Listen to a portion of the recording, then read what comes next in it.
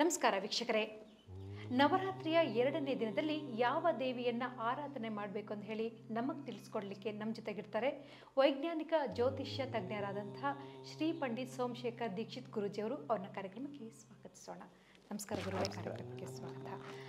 ಗುರುಗಳೇ, ನಿನ್ನೆ ನೀವು ಶೈಲಪುತ್ರಿ ಅಂದರೆ ಮೊದಲನೇ ದಿನ ಯಾವ ದೇವಿಯ ಆರಾಧನೆ ಮಾಡಬೇಕು ಅಂತ ಹೇಳಿ ಬಹಳಷ್ಟು ಚೆನ್ನಾಗಿ ನಮ್ಮ ವೀಕ್ಷಕರಿಗೆ ತಿಳಿಸ್ಕೊಟ್ರಿ. ಇವತ್ತು 2ನೇ ದಿನ ಯಾವ ದೇವಿಯ ಆರಾಧನೆಯನ್ನು ಮಾಡಬೇಕು? ಹರಿ ಓಂ ಗುರುಭ್ಯೋ ನಮಃ. ಎಲ್ಲರಿಗೂ ಕೂಡ ದಸರಾ ಹಬ್ಬದ ಶುಭಾಶಯಗಳು. ಈಗ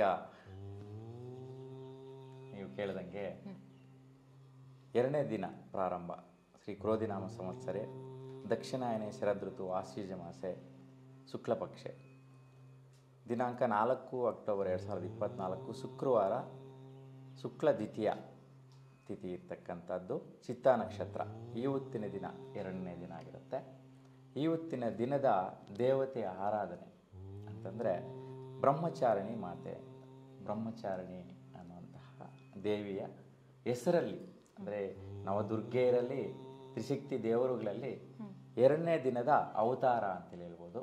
2ನೇ ದಿನದಲ್ಲಿ ನಮಗೆ ಅಮ್ಮನು ಕಾಣಿಸಿಕೊಳ್ಳುವಂತಹ ರೂಪ ಅಂತೇಳಿ ಹೇಳ್ಬೋದು.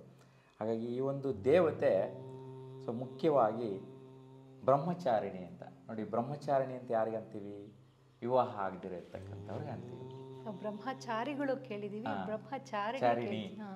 ಚಾರಿಣಿ ಅಂದರೆ ವಿವಾಹ ಆಗಿಲ್ಲ ಅಂತ ಹೇಳ್ಬಿಟ್ಟು.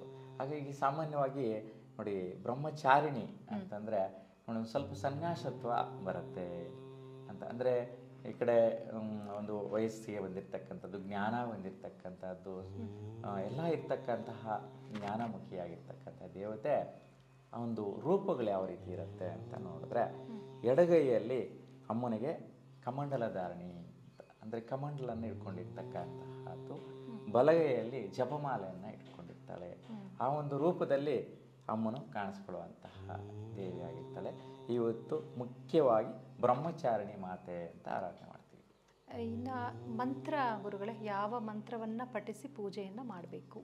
ಈ ದೇವಿಯ ಹೆಸರಲ್ಲಿ ಮಂತ್ರ ಹೇಳ್ಕೊಂಡು ಪೂಜೆ ಮಾಡಬೇಕು ಅಂತಂತಂದರೆ ಅಲಂಕಾರ ಎಲ್ಲ ಮುಗಿದ ಮೇಲೆ ಪೂಜೆ ಮುಗಿಯುವಂಥ ಸಮಯದಲ್ಲಿ ಕೂತ್ಕೊಂಡು ಧ್ಯಾನ ಮಾಡಿಕೊಂಡು ದೇವಿ ಹೆಸರಲ್ಲಿ ಈಗೆಲ್ಲ ಯೂಟ್ಯೂಬ್ಗಳಿರೋದ್ರಿಂದ ಮೊಬೈಲ್ಗಳಲ್ಲೇ ದೇವಿಯ ಒಂದು ಅಷ್ಟೋತ್ರಗಳನ್ನ ನಾಮಗಳನ್ನ ಕೇಳಿಸ್ಕೋಬೋದು.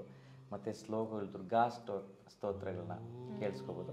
ಮುಖ್ಯವಾಗಿ ಬ್ರಹ್ಮಚಾರಿಣಿ ಮಾತೆಗೆ ತುಂಬ ಅರ್ಥಪೂರ್ಣವಾಗಿ ಆ ದೇವಿಯ ಒಂದು ಬಲದಲ್ಲಿ ಬರುವಂತಹ ಒಂದು ಬೀಜಾಕ್ಷರಗಳ ಮಂತ್ರ ಅಂತಂದರೆ ದದನ ಕರಪದ್ಮಾಭ್ಯಾಂ ಅಕ್ಷಮಾಲಾ ಕಮಂಡಲು ದೇವಿ ಪ್ರಸೀದತು ಮಯಿ ಬ್ರಹ್ಮಚಾರಿಣಿ ಉತ್ತಮಂ ಅಂತ. ದದನ ಕರಪದ್ಮಾಭ್ಯಾಂ ಅಕ್ಷಮಾಲಾ ಕಮಂಡಲು ನೋಡಿ, ಈ ಶ್ಲೋಕದಲ್ಲೇ ದೇವಿಯ ಒಂದು ಅಲಂಕಾರ ಕೂಡ ಹೇಳ್ತಾ ಇದೆ. ದೇವಿ ಪ್ರಸೀದತು ಮಯಿ ಬ್ರಹ್ಮಚಾರಿಣಿ ಉತ್ತಮಂ ಅಂತ ನೋಡಿ. ದೇವಿ ಪ್ರಸೀದತು ಮಯಿ ಬ್ರಹ್ಮಚಾರಿಣಿ ಉತ್ತಮಂ ಅಂತ. ಯಾಕಂದರೆ ಬ್ರಹ್ಮಚಾರಿಣಿಗೆ ಯಾವುದೇ ಕಲ್ಮಶಗಳಿರಲ್ಲ, ನಿರಾಳವಾಗಿರುತ್ತೆ, ಯಾವುದೇ ಆಲೋಚನೆಗಳಿರಲ್ಲ. ಹಾಗಾಗಿ ಭಕ್ತರು ಬೇಡುವಂತಹ ಒಂದು ಕೋರಿಕೆಗಳನ್ನು ಸರಾಗವಾಗಿ ಕೊಟ್ಬಿಡುವಂತಹ ಒಂದು ಸ್ವರೂಪಿಣಿಯಾಗಿರ್ತಾಳೆ ಅನ್ನುವಂಥದ್ದು ಈ ಒಂದು ಮಂತ್ರದಲ್ಲಿ ನಾವು ಮುಖ್ಯವಾಗಿ ನೋಡ್ತೀವಿ.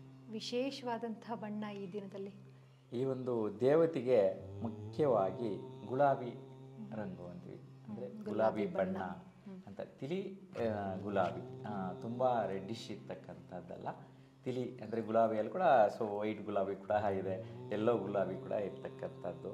ಹಾಗಾಗಿ ತಿಳಿ ಒಂದು ಗುಲಾಬಿ ನೀಲ ಅಂದರೆ ಅವರ ಮನೋಸ್ಥಿತಿಯನ್ನು ತೋರಿಸುತ್ತೆ. ದೇವಿಯ ಒಂದು ಅಲಂಕಾರ ರೂಪ ಒಂದು ದೇವಿಯ ಅಲಂಕಾರದಲ್ಲೇ ಆ ಬಣ್ಣದಲ್ಲೇ ತೋರಿಸ್ತಾ ಇದೆ. ತುಂಬ ಸಾಧುತ್ವ ಇದೆ ಅಂತ ಬ್ರಹ್ಮಚಾರಿಣಿ ಅಂದ ತಕ್ಷಣ ಅನ್ಕೊಂತೀವಲ್ವ, ಆ ರೀತಿ. ಹಾಗಾಗಿ ಒಂದು ತಿಳಿ ಬಣ್ಣದ ಗುಲಾಬಿ ವಸ್ತ್ರ. ಹಾಗೆ ಆ ಒಂದು ವಸ್ತ್ರಧಾರಣೆಯನ್ನು ಹುಡುಗೆ ತೊಡಗಿಸಿ ಅಲಂಕಾರ ಮಾಡುವಂತಹದ್ದು, ಆಭರಣಗಳು ಕೂಡ ಈ ಒಂದು ಬಣ್ಣದಿಂದಲೇ ಇರ್ತಕ್ಕಂತಹದ್ದು. ಅಲಂಕಾರವನ್ನು ಮಾಡುವಾಗ, ಮಂಟಪವನ್ನು ಅಲಂಕೃತ ಮಾಡುವಾಗ ಈ ಒಂದು ಬಣ್ಣದಲ್ಲಿರ್ತಕ್ಕಂತಹ ಒಂದು ಪದಾರ್ಥಗಳನ್ನು ಅಥವಾ ವಸ್ತ್ರಗಳನ್ನು ಸಲಕರಣೆಗಳನ್ನು ಬಳಸ್ಕೊಳ್ಳೋದು ತುಂಬ ದೇವಿಗೆ ಇಷ್ಟಕರವಾಗಿರುತ್ತೆ. ಇನ್ನು ನೈವೇದ್ಯ ಗುರುಗಳೇ, ಮುಖ್ಯವಾಗಿ ದೇವಿಗೆ ನೈವೇದ್ಯ ಅಂದರೆ ಪ್ರಸಾದ ಮುಖ್ಯ. ಯಾಕಂತಂದರೆ ಮನೆಗೆ ಬಂದಿರ್ತಾರೆ ನೆಂಟರು, ಅವ್ರಿಗೇನು ಇಷ್ಟನೋ ಕೇಳಿ ಬಡಿಸೋದು ಒಂಥರ ಸಂತೋಷ ಅಲ್ವಾ. ಸೊ ಮನೆಗೆ ಬಂದ ತಕ್ಷಣ ಆ ರೀತಿ ಈ ದೇವಿ 2ನೇ ದಿನ ಮನೆಗೆ ಬಂದಿರ್ತಾಳೆ. ಹಾಗಾಗಿ ಈ ದೇವಿಗೆ ತುಂಬ ಇಷ್ಟಕರವಾಗಿರ್ತಕ್ಕಂಥದ್ದು ಕಡಲೆಬೇಳೆ ಪಾಯಸ ಅಂತ ನೋಡಿ. ಸೊ ಹಿಂದಿನ ದಿನ ಹೆಸರುಬೇಳೆ ಪಾಯಸ, ಇವತ್ತಿನ ದಿನ ಕಡಲೆಬೇಳೆ ಪಾಯಸ ಅಂತ ನೋಡಿ. ಕಡಲೆ ಅಂತಂದ ತಕ್ಷಣನೇ ಕಡಲೆ ಬಂದು ಗುರುಗ್ರಹಕ್ಕೆ ಧಾನ್ಯ, ಹಾಗಾಗಿ ನೋಡಿ ಬುಧನು ಕೂಡ ಶುಭ ಗ್ರಹನೇ, ಇಲ್ಲಿ ಗುರು ಗ್ರಹ ಕೂಡ ಶುಭ ಗ್ರಹನೇ. ಅದು ಪ್ರಾರಂಭದಲ್ಲಿ ನೋಡಿ ಎಷ್ಟೊಂದು ಮ್ಯಾಚಿಂಗ್ ಇದೆ ಅಂತ. ಸೊ ಹಾಗಾಗಿ ನೋಡಿ ಪುರಾಣ ಇತಿಹಾಸ ಕಾಲದಿಂದ ನಮ್ಮ ಹಿಂದೂ ಸಂಪ್ರದಾಯಬದ್ಧವಾಗಿ ಬಹು ಮುಖ್ಯವಾಗಿ ಆಚರಣೆ ಪದ್ಧತಿಗಳು ಕೂಡ ಒಂದೊಂದಕ್ಕೂ ಕೂಡ ಒಂದು ಬಲ ಇರುತ್ತೆ, ಒಂದು ಅರ್ಥ ಇರುತ್ತೆ. ಏನೂ ವಿಶೇಷ ಇಲ್ದಿರ ಯಾವ ಹಬ್ಬನೂ ನಾವು ಮಾಡಲ್ಲ. ಸೊ ಆ ರೀತಿ ನೋಡಿದಾಗ ಈ ಒಂದು ಕಡಲೆಬೇಳೆ ಪಾಯಸ ಮಾಡುವಂತಹದ್ದು ಮತ್ತು ಪುಳಿಯೋಗರೆ ಪದಾರ್ಥ ಸೊ ತಗೊಳ್ಳುವಂಥದ್ದು. ಹಾಗಾಗಿ ಬ್ರಹ್ಮಚಾರಿಣಿ ಮಾತೆ, ಹಾಗಾಗಿ ಗುರುಗ್ರಹ ಅಂದರೆ ಬೃಹಸ್ಪತಿ ಅಂತೀವಿ, ಬ್ರಹ್ಮದೇವ ಅಂತೇಳಿ ಹೇಳ್ತೀವಿ. ಹಾಗಾಗಿ ಈ ಒಂದು ಬೃಹಸ್ಪತಿ ಬ್ರಹ್ಮದೇವರ ಒಂದು ಬಲ ಈ ಒಂದು ದೇವತೆಗೆ ಹೆಚ್ಚಿನ ಒಂದು ಶಕ್ತಿಯನ್ನು ಕೊಡುತ್ತೆ. ಈ ದೇವಿಯನ್ನು ಪೂಜೆ ಮಾಡೋದ್ರಿಂದ ಯಾವ ರೀತಿಯ ಅನುಗ್ರಹಕ್ಕೆ ನಾವು ಪಾತ್ರರಾಗ್ತೀವಿ, ಭಕ್ತರು ಪಾತ್ರರಾಗ್ತೇವೆ? ಮುಖ್ಯವಾಗಿ ಈ ದೇವತೆ ಅನುಗ್ರಹ ಹೆಂಗಪ್ಪ ಇರುತ್ತೆ ಅಂತಂದರೆ, ನಾನು ಹೇಳಿದೆ ಸೊ ಜಪಮಾಲೆಯನ್ನು ಕೈಲಿಟ್ಕೊಂಡಿರ್ತಾಳೆ ಅಂತ. ಹಾಗಾಗಿ ಆ ಹಸ್ತನ ಜಪಮಾಲೆ ಸಮೇತವಾಗಿ ಹಿಂಗೆ ಅನ್ಬೇಕು ಅಲ್ವಾ. ಭಕ್ತರು ಬೇಡುವಂತಹ ಕೋರಿಕೆಗಳಿಗೋಸ್ಕರ ಸೊ ಅವ್ರಿಗೆ ಅಭಯ ಹಸ್ತಗಳನ್ನ ಅನುಗ್ರಹಿಸಬೇಕು ಅಂದಾಗ ನೋಡಿ, ಆ ಜಪಮಾಲೆಯಲ್ಲಿ ಎಷ್ಟು ಶಕ್ತಿ ಇರುತ್ತೆ ಅಲ್ವಾ. ಪ್ರತಿದಿನ ಜಪ ಮಾಡಿ ಮಾಡಿ ಮಾಡಿ ಶಕ್ತಿ ಬಂದಿರುತ್ತೆ. ಜಪಮಾಲೆ ಸಮೇತವಾಗಿ ಅನುಗ್ರಹಿಸುವಂತಹ ಈ ದೇವತೆಯ ಒಂದು ಅನುಗ್ರಹ ಮನೋವಿಕಾರ ಅಂದರೆ ಮನಸ್ಸಿನಲ್ಲಿ ಪ್ರತಿಯೊಬ್ಬ ಮನುಷ್ಯನಲ್ಲಿ ಕೂಡ ಮನೋವಿಕಾರ ಇರುತ್ತೆ. ಅಂದರೆ ಅವರ ಒಂದು ಶುಶ್ರೂಷೆ ಅಂದರೆ ಅವರ ಒಂದು ಸೌಂದರ್ಯನ ತೋರಿಸ್ಕೊಳಕ್ಕೆ ಆಗದಿರೋ ಇರೋ ರೀತಿಯಲ್ಲಿ ಇರ್ತಾರೆ. ಹಾಗಾಗಿ ಅವೆಲ್ಲ ಕೂಡ ಹೊರಗಡೆ ಹೋಗುವಂತಹದ್ದು. ಬ್ರಹ್ಮಚಾರಿಣಿ ಸುಂದರವಾಗಿರ್ತಾಳೆ, ಆ ಒಂದು ರೂಪಗಳು ಬರುವಂತಹದ್ದು ಮುಖ್ಯವಾಗಿ ಬರುತ್ತೆ. ಮತ್ತು ಧನ ನಷ್ಟವನ್ನು ನಿವಾರಣೆ ಮಾಡುವಂತಹ ಶಕ್ತಿ, ಯಾಕೆಂದರೆ ಜಪಮಾಲೆ ಸಮೇತವಾಗಿ ಅಭಯಾಸ್ತದಿಂದ ಅನುಗ್ರಹ ಮಾಡ್ತಾ ಇದ್ದಾಳೆ. ಅದಕ್ಕೋಸ್ಕರ ಈ ಒಂದು ಧನ ನಷ್ಟ ಹೋಗಿ ಅಂದರೆ ಧನ ನಷ್ಟ ಆಗದಿರ ಸಂಪತ್ತು ಬರುವಂತಹದ್ದು ನೋಡಿ. ದುಡ್ಡು ಯಥೇಚ್ಛವಾಗಿ ಬರೋದ್ರಿಂದ ಸಂಪತ್ತು ವೃದ್ಧಿ ಆಗುತ್ತೆ, ಶ್ರೀಮಂತರಾಗ್ತಾರೆ. ಹಾಗೆ 2ನೇ ದಿನ ಸೊ ದುಡ್ಡು ಕಾಸು ವಿಚಾರದಲ್ಲಿ ಕೂಡ ಅಭಿವೃದ್ಧಿ ಆಗುವಂತಹದ್ದು ಮುಖ್ಯವಾಗಿ ನೋಡ್ತೀವಿ. ಹಾಗಾಗಿ ಈ ಒಂದು ದೇವತೆಯನ್ನು ನಮ್ಮ ಮನೆಯಲ್ಲೇನಾದರೂ ಅಲಂಕಾರ ಮಾಡೋಕ್ಕಾಗಿಲ್ಲ ಅಂದರೂ ಶಕ್ತಿ ದೇವರ ಒಂದು ದರ್ಶನ ಮಾಡ್ಬೋದು. ಈ ಒಂದು ದಿನಗಳಲ್ಲಿ ಒಂದೊಂದು ದಿನ ಒಂದೊಂದು ಅಲಂಕಾರ ಮಾಡ್ತಾ ಇರ್ತಾರೆ. ಪ್ರತಿಯೊಂದು ಗ್ರಾಮದಲ್ಲಾಗಿರ್ಬೋದು, ಪ್ರತಿಯೊಂದು ಕ್ಷೇತ್ರದಲ್ಲಾಗಿರ್ಬೋದು, ಪುಣ್ಯ ಸ್ಥಳಗಳಲ್ಲಾಗಿರ್ಬೋದು. ಯಾಕೆಂದರೆ ಹೆಸರುಗಳು ಹೇಳಿದ್ರೆ ನಮ್ಮ ಹಿಂದೂ ಸಂಪ್ರದಾಯಬದ್ಧವಾಗಿ ಒಳ್ಳೆ ಆಚರಣೆಗಳಿದೆ, ಅಂದರೆ ಅನುಸರಿಸಲ್ಲ. ಸೊ ಏನೋ ಒಂಥರ ಸೊ ಲೇಜಿನೆಸ್ಸು, ಕಾಟಾಚಾರಕ್ಕೋಸ್ಕರ ಮಾಡಬೇಕಾ, ಯಾರೋ ಮಾಡ್ತಾ ಇದ್ರೆ ನಾವು ಮಾಡೋಣ ಅನ್ನುವಂತಹದ್ದು. ಆ ಒಂದು ದುಗುಡವಾದ ಮನಸ್ಥಿತಿನ ಹೊರಗಡೆ ಇಟ್ಟು ಈ ಒಂದು ಶಾಸ್ತ್ರ ಪದ್ಧತಿಗಳನ್ನ ಯಾರು ಅನುಸರಿಸ್ತಾರೆ ಅವ್ರಿಗೆ ಖಂಡಿತವಾಗಿ ಕೂಡ ದೇವಿ ಅನುಗ್ರಹ ಸಿಗತ್ತೆ. ಮತ್ತು ಆ ದೇವತಾ ದರ್ಶನಕ್ಕೆ ಹೋಗಿರ್ತಾರಲ್ಲ, ಅಲ್ಲಿ ಇದೇ ರೀತಿ ಅಲಂಕಾರ ಮಾಡಿರ್ತಾರೆ, ಇದೇ ರೀತಿ ದೇವಿಗೆ ಪ್ರಸಾದ ನೈವೇದ್ಯಗಳನ್ನ ಮಾಡಿರ್ತಾರೆ. ಹಾಗಾಗಿ ಇವ್ರ ಮನೆಯಲ್ಲಿ ಎಷ್ಟು ಶಕ್ತಿ ಇದೆಯೋ ಮಾಡಿದಾರೋ ಇಲ್ವೋ, ಅಟ್ಲೀಸ್ಟ್ ಅವರು ಹೊರಗಡೆ ದೇವಸ್ಥಾನದ ಹತ್ತದ ದೇವಿಯ ಒಂದು ಪ್ರಸಾದ ಸ್ವೀಕರಿಸ್ಬೋದು. ಅಲ್ಲಿ 10 ಜನರ ಸಂಗಡ ಸಿಗತ್ತೆ, ಅಂದರೆ ಸಂಘ ಸಿಗತ್ತೆ. ಅಂದರೆ ಅವಾಗ ಅವ್ರ ಕೆಲಸದ ಬಗ್ಗೆ, ಅವ್ರ ಮನೆ ಬಗ್ಗೆ ಏನೋ ಒಂದು ಇವ್ರಿಗೆ ಗೊತ್ತಿಲ್ಲದಿರೋದು, ಆರೋಗ್ಯ ಬಗ್ಗೆ ಆಗಿರ್ಬೋದು, ಒಂದು ಪರ್ಸನಲ್ ಪ್ರಾಬ್ಲಮ್ಸ್ ಏನೇನೋ ಇರುತ್ತಲ್ವ ಮನೆಗೆ, ಅವೆಲ್ಲ ಕೂಡ ಡಿಸ್ಕಸ್ ಮಾಡ್ಬೋದು. ಆವಾಗ ಅವರ ಕಡೆಯಿಂದ ಇವರಿಗೆ ಬ್ಲೆಸ್ಸಿಂಗ್ಸ್ ಸಿಗತ್ತೆ. ನಿಮ್ಗೆ ಯಾಕೆ ಬನ್ನಿ, ನಮ್ಮವರಿದ್ದಾರೆ, ಆ ಒಂದು ಕೆಲಸ ಅನುಕೂಲ ಮಾಡಿಕೊಡೋಣ, ನಮಗೆ ಸಿಗತ್ತೆ ಅದು ಅನುಕೂಲವಾಗಿ ಅಂಥ ಜಾಗದಲ್ಲಿದೆ ಅಂತ ಅವರ ಒಂದು ಬಾಯಿಯಲ್ಲಿ ಇವರ ಒಂದು ಸಂಕಲ್ಪ ಆ ಒಂದು ಕ್ಷೇತ್ರಕ್ಕೆ ಹೋದಾಗ, ಆ ಒಂದು ದೇವಸ್ಥಾನಕ್ಕೆ ಹೋದಾಗ ಅಲ್ಲಿ ಇಂಥದ್ದೇ ಮಾತಾಡೋದಿರತ್ತೆ. ಜೊತೆಗೆ ಕುಟುಂಬ ಸಮೇತರಾಗಿ ಹೋಗ್ತೀವಿ, ಎಲ್ಲರೂ ಜೊತೆಯಾಗಿ ಬೇರೆ ಇರ್ತೀವಿ, ದೇವರನ್ನ ಕಣ್ ತುಂಬ್ಕೊಂಡು ಬರ್ಬೋದು, ಒಂದು ಒಳ್ಳೆ ವಾತಾವರಣ ಕೂಡ ಸಿಗುತ್ತೆ. ನಮ್ಗೆ ಇವತ್ತಿನ ನಾವು ಬ್ಯುಸಿ ಲೈಫ್ನಲ್ಲಿ ಈ ರೀತಿಯ ಒಂದು ಪೂಜೆಗಳನ್ನು ನಾವು ಮಾಡ್ತಾ ಬಂದಾಗ ನಮ್ಮ ಕಣ್ಣಿಗೂ ತಂಪು, ಮನಸ್ಸಿಗೂ ತಂಪು, ಒಂದು ಒಳ್ಳೇದು ಬೆಳವಣಿಗೆ ಆಗುತ್ತೆ ಅಂತ ತಾವು ಹೇಳ್ತೀರಿ. ಆದರೆ ಈ ಒಂದು ಪದ್ಧತಿಗಳು ಬಹಳಷ್ಟು ಕಡಿಮೆ ಆಗೋಗ್ತಾ ಇದ್ದಾರೆ, ಫ್ಯಾಷನಿಸಮ್ಗೆ ಹೋಗ್ತಾ ಇದ್ದಾರೆ. ಈಗ ಮೊಬೈಲ್ ಎತ್ಕೊಂಡು ಹೋಗಿರ್ತಾರೆ, ಅಲ್ಲಿ ದೇವಸ್ಥಾನದಲ್ಲಿದ್ರೂ ಆ ಒಂದು ದೇವಿಗೆ ಆ ಒಂದು ಪವರ್ ಇರುತ್ತೆ. ಯಾಕೆಂದರೆ ಕಲ್ಲಿನ ವಿಗ್ರಹ ಸೊ ಒಂದು ಎಣ್ಣೆ ಅಭಿಷೇಕ ಮಾಡಿರ್ತಾರೆ ಅಂತಂದರೆ ನೋಡಿ ಆಕಾಶದಲ್ಲಿರ್ತಕ್ಕಂತಹ ಗ್ರಹಗಳ ಒಂದು ಎನರ್ಜಿ ಎಳ್ಕೊತಾ ಇರುತ್ತೆ. ಸೊ ಎಣ್ಣೆಯನ್ನು ಬಳದಿರೋದ್ರಿಂದ ದೇವಿಯ ಒಂದು ವಿಗ್ರಹ ಅದು ನೋಡಿ ಕಲ್ಲಿ ಕೂಡ ಹೆಚ್ಚಾಗಿ ಕಪ್ಪು ಶಿಲೆಯಿಂದ ಇರ್ತಕ್ಕಂಥದ್ದು. ಕಪ್ಪು ಬೇಗ ಬೆಳಕನ್ನಾಗಲಿ ಶಾಖನಾಗಲಿ ಎಳ್ಕೊತಾ ಇರುತ್ತೆ. ಸೊ ಅವು ರಿಫ್ಲೆಕ್ಟ್ ಆಗುತ್ತೆ ನಮ್ಮ ಮೇಲೆ, ದೇವಿಯಿಂದ ನಮ್ಗೆ ರಿಫ್ಲೆಕ್ಟ್ ಆಗುತ್ತೆ. ದೇವಿ ಮೇಲೆ ಇಟ್ಟಂತಹ ಪ್ರಸಾದಗಳು ಕೂಡ ವಿಷಪೂರಿತ ಇದ್ದರೂ ಕೂಡ ಅದು ಅಮೃತ ಆಗಿಬಿಡುತ್ತೆ.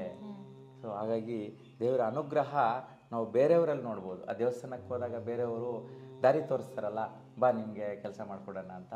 ಹಾಗಾಗಿ ಮನೆಯಲ್ಲೇ ಇದ್ದರೆ ಇವರಿಗೆ ಯಾರೂ ಫೋನ್ ಮಾಡಿ ಕರೆಯಲ್ಲ. ಅಲ್ಲಿಗೆ ಹೋದಾಗ ಆ ಒಂದು ಅನುಕೂಲ ಸಿಗತ್ತೆ. ಹಾಗಾಗಿ ದೇವರು ಅವ್ರ ರೂಪದಲ್ಲಿ ಬಂದ್ರಪ್ಪ ಅನ್ನುವಂತಹ ಭಾವನೆ ಕೂಡ ಅಲ್ಲಿ ಬರುತ್ತೆ. ಜೊತೆಗೆ ಗುರುಗಳಿಗೆ ನಾವು ನಿನ್ನೆ ದಿನ ಮೊದಲನೇ ದಿನ ಯಾವ ದೇವಿನ ಪೂಜೆ ಮಾಡಬೇಕು ಅಂತ ಹೇಳಿ ಮಾತನಾಡ್ತಾ ಅಖಂಡ ದೀಪದ ಬಗ್ಗೆ ಮಾಹಿತಿಯನ್ನು ನೀಡಿದ್ರಿ. ಇವತ್ತು ನಮ್ಮ ಕಾರ್ಯಕ್ರಮದಲ್ಲಿ ದಸರಾ ಬೊಂಬೆಗಳನ್ನು ಕೂರಿಸ್ತಾರೆ, ದೇವಿ ವಿಗ್ರಹಗಳನ್ನು ಕೂರಿಸಿ ಪೂಜೆ ಮಾಡ್ತಾರೆ. ಈ ದಸರಾದಲ್ಲಿ ದಸರಾ ಬೊಂಬೆಗಳನ್ನು ಕೂರಿಸುವಂಥ ವಿಶೇಷತೆ ಬಗ್ಗೆ ನಮ್ಮ ವೀಕ್ಷಕರಿಗೆ ನಿಮ್ಮ ಕಡೆಯಿಂದ ಒಂದೆರಡು ಮಾತು. ಖಂಡಿತ. ನೋಡಿ, ದಸರಾ ನೀವು ಕೇಳಿದಂಗೆ ನಮ್ಮ ಕರ್ನಾಟಕದಲ್ಲಿ ಉತ್ತುಂಗ ಸ್ಥಾನಕ್ಕೆ, ಅಂದರೆ ಪ್ರಪಂಚದಲ್ಲೇ ಪ್ರಖ್ಯಾತಿಯನ್ನು ಪಡೀತಾ ಇರ್ತಕ್ಕಂತಹ ಒಂದು ನಮ್ಮ ಕರ್ನಾಟಕದ ಮೈಸೂರು ಪ್ರಾಂತ್ಯದಲ್ಲಿ ನಡೀತಾ ಇರ್ತಕ್ಕಂಥದ್ದು. ಅದು ರಾಜ ಮನೆತನದಿಂದ ಬರ್ತಾ ಇರ್ತಕ್ಕಂಥ ಪದ್ಧತಿ ಇದುವರೆಗೂ ಕೂಡ ಬಿಟ್ಟಿಲ್ಲ. ಈಗ ಸರ್ಕಾರಗಳು ಬಂದಿರೋದು, ಗೌರ್ಮೆಂಟ್ ಬಂದಿರ್ಬೋದು, ಆದರೆ ಒಂದು ಅಧಿಕಾರಿ ಸ್ಥಾನದಲ್ಲಿ CM ಇವರೆಲ್ಲ ಇದ್ದರೂ ಕೂಡ ರಾಜರ ಮುಖೇನ ನಡೀತಾ ಇರ್ತಕ್ಕಂಥ ಶಾಸ್ತ್ರ ಪದ್ಧತಿಗಳು ಮಾತ್ರ ಬಿಟ್ಟಿಲ್ಲ. ನೋಡಿ, ಶಾಸ್ತ್ರ ಪದ್ಧತಿಗಳು ನಮ್ಗೆ ಹಿನ್ನೆಲೆಯನ್ನೇ ತೋರಿಸುತ್ತೆ. ರಾಜಮನೆತನದಿಂದ ಮಾಡ್ತಾ ಇರ್ತಕ್ಕಂಥದ್ದು ತಾವು ಕೇಳಿದ್ರಿ. ಈಗ ಮನೆಯಲ್ಲಿ ಹೆಂಗೆ ಈ ಒಂದು ಬೊಂಬೆಗಳನ್ನ ಅಂತ ನೋಡಿ, ಬೊಂಬೆ ಅನ್ನುವಂತಹದ್ದು ನಾವು ಶೋಕೇಶಲ್ಲಿಟ್ಟು ಸೊ ನೋಡ್ತಾ ಇರ್ತೀವಿ ಪ್ರತಿದಿನ. ಆದರೆ ಈ ಒಂದು ದಸರಾ ಹಬ್ಬದಲ್ಲಿ ಪ್ರಾರಂಭದಿಂದ 9 ದಿನಗಳು ಕೂಡ ನೋಡಿ ಎಲ್ಲ ಅನಿಮಲ್ಸ್ ಇರುತ್ತೆ. ವಿವಿಧ ರೀತಿ ನಾವು ಕಾಡಲ್ಲಿ ನೋಡುವಂತಹದ್ದು ಅಥವಾ ನಮ್ಮ ಗ್ರಾಮಗಳಲ್ಲಿ ನೋಡುವಂತಹ ಅನಿಮಲ್ಸು, ಇವೆಲ್ಲವೂ ಕೂಡ ಅವು ಕೂಡ ಒಂದು ಶಕ್ತಿ ಇರುತ್ತೆ ಅಂತೇಳಿ ಹೇಳ್ತೀವಿ. ಅಂದರೆ ಮೆಟಲ್ಗೆ ಜಾಸ್ತಿ ಶಕ್ತಿ ಇರುತ್ತೆ. ಈ ಪ್ಲಾಸ್ಟಿಕ್ಕು, ರಬ್ಬರು ಇಂತಹವುಗಳಿಗೆ ಶಕ್ತಿ ಇಲ್ಲದಿದ್ದರೂ ಕೂಡ ರೂಪ ಇರುತ್ತೆ, ಅಟ್ಲೀಸ್ಟ್ ರೂಪ ಇರುತ್ತಲ್ವ. ಆ ರೂಪನ ನಾವು ದೇವರ ಒಂದು ಕೊಠಡಿಯಲ್ಲಿ ಶುಭ್ರ ಮಾಡಿ ಒಂದು ವಸ್ತ್ರನ ಹೊದಿಕೆ ಹಾಕಿ, ಸೊ ಇಲ್ಲ ಮಂಟಪದ ಥರ ಮಾಡಿ, ಸೊ ಈ ಪ್ರಾಣಿಗಳನ್ನು ಮತ್ತು ಆಯುಧಗಳನ್ನು, ಸೊ ಅಂದರೆ ಪೂರ್ವದಿಂದ ನಮ್ಮ ಇತಿಹಾಸಗಳಲ್ಲಿ ನಮ್ಮ ಮನೆಗಳಲ್ಲಿ ಏನೆಲ್ಲ ನಾವು ಬಳಸ್ತಾ ಇದ್ವಿ ನೋಡಿ. ಎಲ್ಲರೂ ಕೂಡ ಜಾತಿ ಪದ್ಧತಿಗೆ ಬಂದಿರೋದು ವೃತ್ತಿಯಿಂದಾನೆ ಅಲ್ವಾ. ಹುಟ್ಟುತ್ತಾ ಯಾರೂ ಜಾತಿನ ಸೊ ಅವರು ಗೊತ್ತೂ ಇಲ್ಲ, ಹೆಸರಿಟ್ಟೂ ಇಲ್ಲ. ಹೆಸರಿಡ್ತಾರೆ ಹೊರತು ಜಾತಿ ಹೆಸರಿಟ್ಟು ಅಂತೂ ಮಾಡಲ್ಲ. ಆದರೆ ಅವರ ಒಂದು ಕರ್ಮ ರೀತಿಯೇನಂತ, ಕರ್ಮ ಅಂದರೆ ಜೀವನೋಪಾಯಕ್ಕೋಸ್ಕರ ಮಾಡುವಂಥ ವೃತ್ತಿ ಅಂತ. ಆ ವೃತ್ತಿಗೆ ಸಂಬಂಧಿಸಿರ್ತಕ್ಕಂಥ ಸಲಕರಣೆಗಳು ಕೂಡ ಅವ್ರ ಮನೇಲಿರುತ್ತೆ. ಸೊ ಈಗ ಒಂದೊಂದು ವೃತ್ತಿ ಮಾಡೋರು ಒಂದೊಂದು ಥರ, ಎಲೆಕ್ಟ್ರಿಷಿಯನ್ ಆದರೆ ಕಟಿಂಗ್ ರಿಪೇರಿಂದ ಹಿಡಿದು ಸ್ಕ್ರೂ ಡ್ರೈವರು ಈ ಥರ. ಸೊ ಅವುಗಳನ್ನ ಈ ಒಂದು ದಿನದಲ್ಲಿ ಇಟ್ಟು ಪೂಜೆ ಮಾಡುವಂತಹದ್ದು, ಆ ದೇವರ ಕೊಠಡಿಯಲ್ಲಿ ಇಟ್ಟು ಮಾಡೋದಾಗ ವರ್ಷದಲ್ಲಿ ಅಟ್ಲೀಸ್ಟ್ ಅವುಗಳು ನೋಡಿದಾಗ ಅವರ ಒಂದು ಮನಸ್ಥಿತಿ ಸಂತೋಷಕರವಾಗಿರುತ್ತೆ. ನೋಡಿ, ನಮ್ಮ ಆಯುಧಗಳನ್ನ ನಾವು ಪೂಜೆ ಮಾಡಿದ್ವಿ, ಮತ್ತು ಈ ಪ್ರಾಣಿ ಪಕ್ಷಿಗಳ ಒಂದು ಬೊಂಬೆಗಳನ್ನ ನೋಡಿ ಆರಾಧಿಸಿದಾಗ ಹೊರಗಡೆ ಕೂಡ ಪ್ರೀತಿ ಮಾಡೋಕ್ಕೆ ಇಷ್ಟಪಡ್ತಾರೆ. ಈಗ ನಾಯಿ ಬೊಂಬೆ ಇದೆ ಅಂತಂದರೆ ಯಾರು ಎತ್ತಿ ಬಿಸಾಕಲ್ಲ. ಎಷ್ಟೋ ಮನೆಗಳಲ್ಲಿ ಪ್ರೀತಿಯಿಂದ ನೋಡ್ಕೊಳ್ಳೋರು ಇರ್ತಾರೆ ಅಲ್ವಾ. ಸೊ ಅದೇ ರೀತಿ ಅದನ್ನು ಆವತ್ತಿನ ದಿನ ಇಟ್ಟು ಮಾಡಿದಾಗ ನಾವು ಬೀದಿಯಲ್ಲಿ ಹೋಗೋ ನಾಯಿನ ಕೂಡ ಸೊ ಒಂದು ಶುಶ್ರೂಷೆ ಮಾಡ್ತೀವಿ, ಅದರ ಪ್ರಾಣನ ಕಾಪಾಡುವಂಥ ಪ್ರಯತ್ನ ಮಾಡ್ತೀವಿ. ಹಾಗೆ ಏಕೆಂದರೆ ಪ್ರಾಣಿ ಪಕ್ಷಿಗಳಿಗೆ ಭಗವಂತ ಸೊ ಪ್ರಾಣ ಕೊಟ್ಟಿದ್ದಾನೆ ಹೊರತು ಬುದ್ಧಿಶಕ್ತಿ, ಜ್ಞಾನಶಕ್ತಿ ಇಲ್ಲ. ಎಲ್ಲ ಕೊಟ್ಟಿರ್ತಕ್ಕಂಥ ಈ ಮಾನವ ಸಂಕುಲ ಅವನ್ನೆಲ್ಲ ಕಾಪಾಡೋದೇ ಒಂದು ವಿಶೇಷ. ಹಾಗೆ ನೀವು ತಾವು ಕೇಳಿದ್ದಂಗೆ ಪ್ರತಿಯೊಬ್ಬರು ಕೂಡ ಈ 9 ದಿನಗಳಲ್ಲೂ ಕೂಡ ಅವ್ರು ಸಿಕ್ಕಿರ್ತಕ್ಕಂಥದ್ದಾಗಿರ್ಬೋದು, ಹೊಸದಾಗಿ ಕೊಂಡ್ಕೊಂಡು ಬಂದು ಇಡಬೇಕಪ್ಪ, ಶಕ್ತಿ ಇಲ್ಲ ನಮಗೆ, ಒಳ್ಳೊಳ್ಳೆ ಬೊಂಬೆಗಳಿದೆ ರೋಡ್ ಸೈಡು ಅನ್ನೋಷ್ಟರ ಮಟ್ಟಿಗೆ ಅವರು ದುಡ್ಡು ಕಳ್ಕೊಂಡು ತರಬೇಕು ಅಂತೇನಿಲ್ಲ. ಆಲ್ರೆಡಿ ತಂದಿರ್ತಕ್ಕಂಥ ಬೊಂಬೆಗಳಿರ್ಬೋದು, ಸಲಕರಣೆಗಳಿರ್ಬೋದು, ಮನೆಯಲ್ಲೇ ಆ ಮಕ್ಕಳು ಪ್ರೀತಿಯಿಂದ ಬೊಂಬೆ ತಯಾರು ಮಾಡೋದು. ಸೊ ಮನೆಯಲ್ಲೂ ಕೂಡ ಸಹಕಾರ ಮಾಡಬೇಕು, ಸಪೋರ್ಟ್ ಮಾಡಬೇಕು. ಈ ಸಮಯದಲ್ಲಿ ಮಕ್ಕಳಿಗೆ ಎಲ್ಲೋ ಯೂಟ್ಯೂಬಲ್ಲಿ ನೋಡಿರ್ತಾರೆ, ಇಲ್ಲ ಟಿ ವಿಯಲ್ಲಿ ನೋಡ್ತಾ ಇರ್ತಾರೆ, ಬೊಂಬೆ ಇಟ್ಟು ಪೂಜೆ ಮಾಡ್ಬೇಕಂತೇಳಿ. ಇವ್ರು ಮಕ್ಕಳು ಎತ್ಕೊಂಡು ಬಂದು ದೇವ್ರ ಎತ್ತಿ ಬಿಸಾಕೋದು ದೊಡ್ಡವರು, ಇಲ್ಲ ಬೈಯೋದು, ಆ ಥರ ಅಡಚಣೆ ಮಾಡ್ತಾರೆ. ಇವೆಲ್ಲ ಕೂಡ ಸಹಜವಾಗಿ ನಡೀತಾರೆ. ಅವಾಗ ಆ ಮುಗ್ಧವಾದಂತಹ ಮಗು ಈ ದೇವರ ಸ್ವರೂಪದಲ್ಲೇ ಇರ್ತದೆ. ಈ 9 ದಿನಗಳಲ್ಲಿ ಕೂಡ ಏನೋ ಒಂದು ಖುಷಿಯಾಗಿ. ಸೊ ಅವ್ರನ್ನ ಮನಸ್ಸಿಗೆ ಬೇಜಾರು ಪಡಿಸುವಂತಹದ್ದೆಲ್ಲ ಕೂಡ ಆಗುತ್ತೆ. ಅದಕ್ಕೆ ಇವೆಲ್ಲವೂ ಕೂಡ ಕಲಿಬೇಕು ಅಂತಂದರೆ ಮನೆಯಲ್ಲಿರ್ತಕ್ಕಂತಹ ಕುಟುಂಬಸ್ಥರು ಎಲ್ಲರೂ ಕೂಡ ತಂದೆ ತಾಯಿ ಮಕ್ಕಳು ಮೊಮ್ಮಕ್ಕಳು ಎಲ್ಲರೂ ಕೂಡ ಕುಟುಂಬಸ್ಥರು ಆ ಒಂದು ವಿಗ್ರಹಗಳನ್ನೆಲ್ಲ ಜೋಡಿಸಿ ಪೂಜೆ ಮಾಡೋದ್ರಿಂದ ಅಕ್ಕಪಕ್ಕದವ್ರು ಬಂದು ಮನೆಗೆ ಬಂದು ವರ್ಷ ಐಕ್ಯತೆ ಬೆಳೆಯುತ್ತೆ, ಮಕ್ಕಳಿಗೆ ಒಂದು ಸಂತೋಷ ಆಗುತ್ತೆ, ಏನೋ ಒಂಥರ ಸಂತೋಷವಿರುತ್ತೆ. ನೋಡಿ ಅವ್ರ ಮನೆಯಲ್ಲಿ ಬೊಂಬೆಗಳೆಲ್ಲ ಇಟ್ಟಿದ್ದಾರೆ ಅಂತ ಅವರು ಕೂಡ ಮಾಡ್ತಾರೆ. ಹಾಗಾಗಿ ಒಂದು ಸಂಪ್ರದಾಯ ಅನ್ನೋದು ಬೆಳೆಯುತ್ತೆ. ಆ ಉದ್ದೇಶದಿಂದ ಇವೆಲ್ಲ ಮಾಡೋದು ತುಂಬ ಉತ್ತಮ. ಓಕೆ ಗುರುಗಳೇ, ಬಹಳಷ್ಟು ವಿಶೇಷತೆಯಿಂದ 2ನೇ ದಿನವೂ ಸಹ ಕೂಡಿರುತ್ತೆ. ತಾವೆಲ್ಲರೂ ಭಯ ಭಕ್ತಿಯಿಂದ ಹಬ್ಬವನ್ನು ಮಾಡಿ ಕತೆಗಳನ್ನು ಮಕ್ಕಳಿಗೆ ತಿಳಿಸಿ, ಜೊತೆಗೆ ಸಾಧ್ಯವಾದರೆ ದೇವಸ್ಥಾನಕ್ಕೂ ಸಹ ಹೋಗಿ ಬನ್ನಿ, ಅಲ್ಲೊಂದು ಅಂತ ಎಲ್ಲರೂ ಸಹ ಅಲ್ಲಿ ಒಗ್ಗೂಡಬಹುದು ಅಂತ ಮಾಹಿತಿಯನ್ನು ನೀಡಿದ್ದಕ್ಕೆ ನಮ್ಮ ಎಲ್ಲ ವೀಕ್ಷಕರ ಪರವಾಗಿ ಧನ್ಯವಾದಗಳು.